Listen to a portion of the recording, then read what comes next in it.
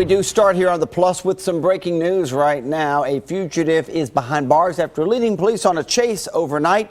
The officers pulled over the 18-year-old named Orlando Harris. He was driving a stolen car. He took off. He crashed a short time later. Police pretty fast on foot. They caught up with him. He's now facing several charges. He does have a rather lengthy criminal record. We're also continuing to follow developing news out of Antioch after human skeletal remains were discovered late last night. Cuthbert Langley joins us from the scene with more. Cuthbert, what do police know so far about these remains? Amy, what we know right now, it's very limited information. Police tell us the remains have been out here for quite some time. That really is all of the information they are giving to us at this point. As we show you the scene as what it looks like right here this morning, we've gotten a couple of more officers out here. They are going to begin their initial investigation into these remains. Again, they don't know much about them, but here's how the remains were discovered. A woman was walking last night in this area on Piccadilly Row around 8:45. She spotted a deer, went up and got closer to that animal, and that's when she said she found the remains, so she obviously called police. They have not told us if they know the gender or any information surrounding the death of that person because, again, they have a lot of tests they have to run before they can really give us any good information about who the person was and what the details are surrounding the death. But again, we know skeletal remains have been found out here. Cold case detectives will be on scene in a few minutes to begin their initial investigation. And then hopefully a little bit later on today, we should begin to know some more information about the remains. Until we get that information, though, we'll be updating you on our Facebook page and our website, newschannel5.com. For now, we're live here in Antioch this morning. Cuthbert Langley, News Channel 5. All right. Thank you, Cuthbert. And we now know the name of the man killed in a crash in Williamson County. Troopers say Stephen Froelich was driving 840 yesterday when his car slammed into a TDOT truck parked on the shoulder. A TDOT worker was knocked over the guardrail, but is expected to be okay.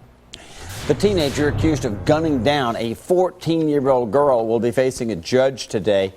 18-year-old Antwana Smith is charged with criminal homicide. There's her mugshot right there. She's accused of shooting and killing Trevanta Burleson during an argument at the J.C. Napier homes last weekend. Smith told police that Burleson had disrespected her family.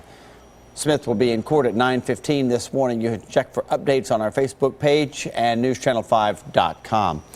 A man is found dead inside a home, and this morning one of the residents is facing charges.